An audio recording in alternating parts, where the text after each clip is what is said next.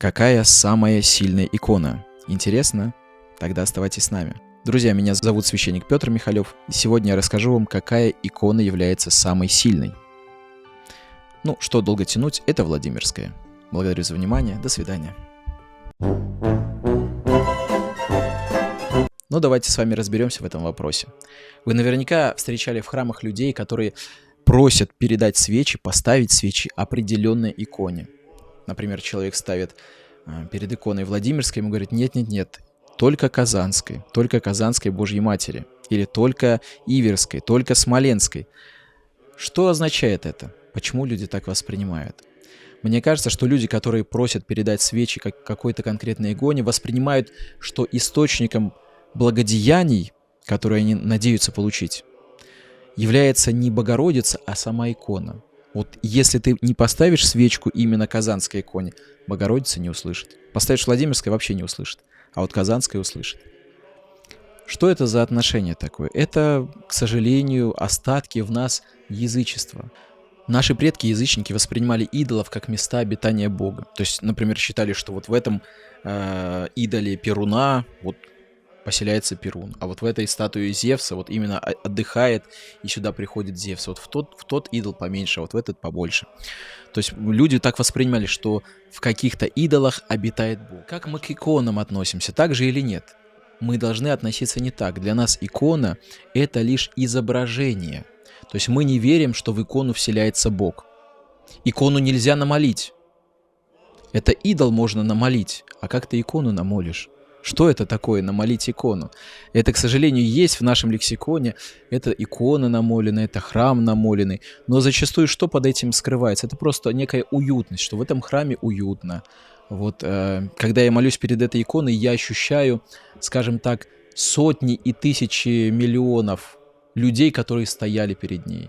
Например, когда я прихожу к Владимирской иконе Божьей Матери, которая находится при Третьяковской галерее в храме, ты по-настоящему ощущаешь, что эта икона прошла через столетия, что вот она претерпела все скорби, которые терпели люди, которые здесь жили и на нее взирая молились. То есть ты ощущаешь вот эту вот сопричастность народу. Но это не означает, что через эту икону Богородица вот как-то особенно нас слышит, а через простую напечатанную нет. Мы веруем, что Господь нас слышит, независимо от того, есть ли икона, нет ли иконы. На чем изготовлена икона? На камне, на дереве, написана она, напечатана. Совершенно не имеет значения. То есть молитва наша никак не зависит от того, на чем изображена икона, какого она типа. Конечно, бывают чудеса, которые происходят в том числе и через иконы. Например, человек молится, прикладываясь к иконе, получает исцеление. И я видел, если не ошибаюсь, в Почаеве, прямо под иконами, люди оставляли костыли. Ну, например, человек, который был на костылях, исцелился и оставляет костыли. Но значит ли это, что каждый молящийся получит там исцеление? Совершенно нет. То есть это был ответ на молитву конкретного человека. А сколько происходит чудес просто когда человек молится дома? Но мы же этого не записываем. Счет этим чудесам никак не ведется. Вот, поэтому Господь исцеляет и через иконы, да и не через иконы. Мы в Священном Писании читаем, что люди к тени апостола Петра пытались прикоснуться и исцелялись. На себя накладывали пояс апостола Павла и тоже получали исцеление. То есть Господь действует через материальные вещи. Мы этого не отрицаем. Но нельзя называть какой-то только вот этой иконой чудотворной. Потому что само такое понятие, оно подразумевает, что икона творит чудеса, а творит чудеса Господь через иконы. То есть мы должны с вами понять, что помогает нам не икона никакая, не Казанская, не Владимирская, не Иверская, не Почаевская. Помогает не икона, помогает Господь через своих святых. Например, через Богородицу, когда мы просим ее молитв. Икона нам дана для того, чтобы мы никого не представляли в своем воображении. То есть икона дана, чтобы мы отключили как раз воображение, но глазами веры видели, перед кем мы предстоим. Предстоим перед Богородицей. И неважно совершенно, какой перед нами ее образ.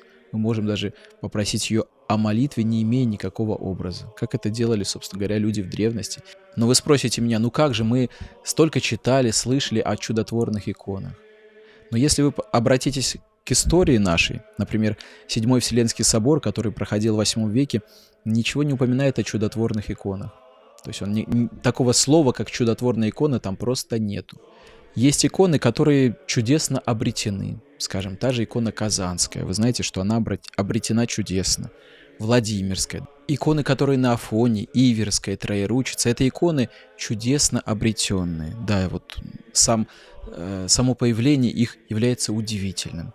Поэтому мы взираем на них как на знак особой Божьей милости. Но не верим, что Богородица слышит нас только через них. Богородица нас слышит везде. Господь нас слышит везде, друзья. Поэтому, друзья, я призываю всех вас правильно относиться к иконам, не обожествлять их. Седьмой Вселенский собор накладывает анафему на тех, кто обожествляет икону. Давайте молиться не иконе, а перед иконой. Ставить свечи не иконе, а ставить свечи перед иконой. Просто чтобы она была освещена, то есть чтобы мы видели, чтобы в темноте в храме не молиться, мы ставим свечи, чтобы было видно, перед каким образом мы молимся. Не иконе молимся, а молимся именно образу. Чтобы мы помнили, друзья, что молиться можно, конечно же, и без икон. Просто икона — это средство, которое помогает не воображать, не представлять себе никого. Как и учили святые отцы, что в молитве мы не должны использовать свое воображение. Благодарю вас за то, что вы посмотрели это видео.